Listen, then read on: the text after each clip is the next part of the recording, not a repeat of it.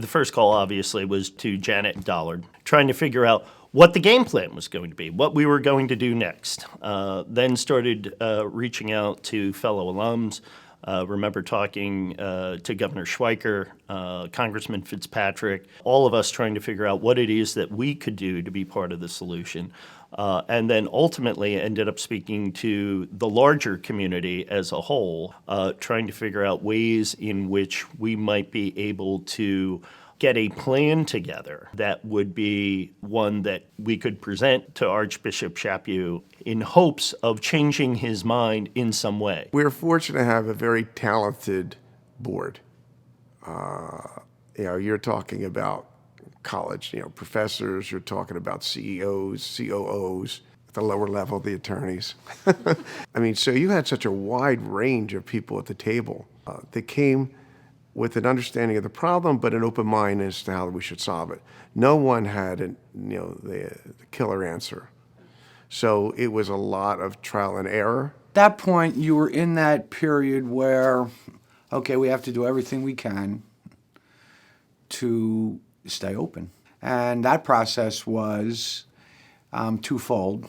Number one, you figured that you needed to have some people with some, clout, some big stick people, for lack of a better word, to go down and talk to Archbishop Chaput and the Blue Ribbon Committee.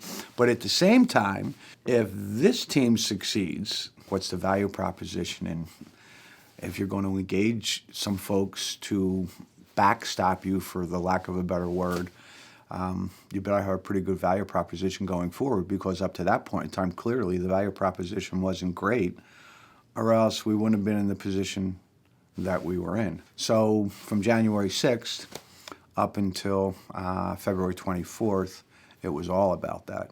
We had to focus on what would make CEC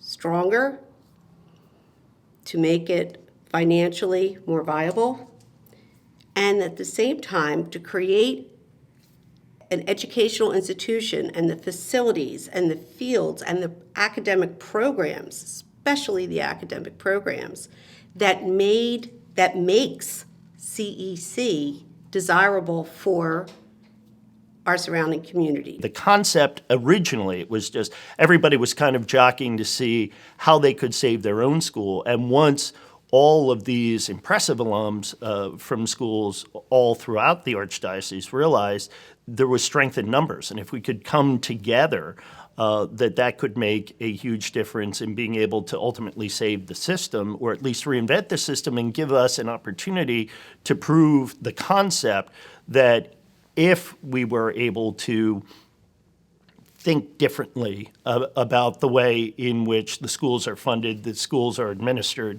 that there might be an opportunity for a bright future. I was distraught because I got constricted because our numbers were dropping. I didn't have any choice in the matter. I was very lucky that I was able to go to Archbishop Wood because it was closer. I felt like a traitor almost, because I'd be at Wood and an announcement would come on that Wood is playing Comwell tonight, or Egan, and the first thing that comes into my head is burn Wood.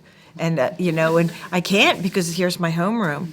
And then they made the announcement that the last basketball game ever that Egan was going to play was going to be against Wood.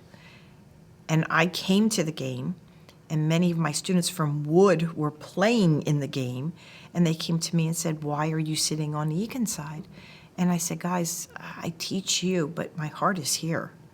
This is where my heart belongs. I'm an alum of Bishop Comwell. My husband's an alum of Egan, and my students, my children are all students here.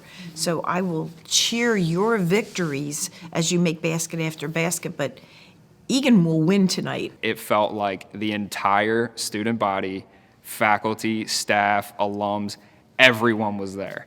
And it was a big game that we were, I think, not supposed to win, but we were there, we were in the student section, we were screaming at the top of our lungs. I mean, it was the loudest I've ever heard the plays, louder than Spirit Night, anything. And we took the lead in the game, and I just remember the entire student section was chanting, "Keep us open," and we just kept screaming it the entire time. Keep us open! Keep us open! Everybody's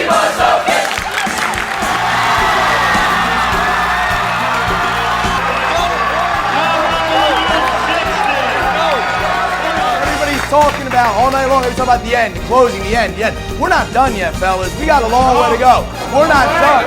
We're not done. There was a great deal of political pressure that was placed on not so much you have to change your mind, it's please be open to different ideas. Please be open to different ways of thinking. And I do think it was the business community coming together in faith in the future and this new model that really allowed the Archbishop to think anew. It was very important to the Archdiocese that I be part of any sort of announcement of final decision. The Archdiocese wanted me to be at a press conference when they made a final decision. And I remember telling Janet, I said, look, I have no intention of presiding over a funeral. If they don't land where we would like them to land, I am not standing at the press conference. So on that day in February, I was in the car racing to the administration building for the Archdiocese down on 17th Street. And I called Janet. And I said, Janet, I'm on my way to the Archdiocese. And she goes, well, what does that mean? And I said, remember what I told you about not presiding over a funeral? She said, yes. I said, well, I'm not. Today, I want to announce that all 4 of these high schools will remain open.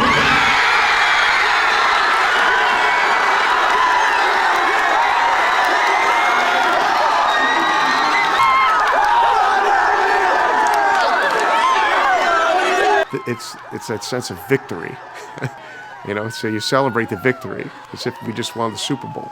To see the smile on the kids' faces and the excitement that they felt. That was that one moment that everybody there felt a part of something special that I don't know whether you would get in any other school. I mean, it was astounding. I mean, I'm an optimistic person, but I thought there's no way they're keeping us open. Not with all of that. And they did. It was that, euphoric moment for a while, and everybody realized, ooh, we have to turn things around. We have to rally the community to turn things around, and turnarounds take time sometimes. But the exciting thing is the community really came together, and the board came together, and the team came together, and we're on our way now.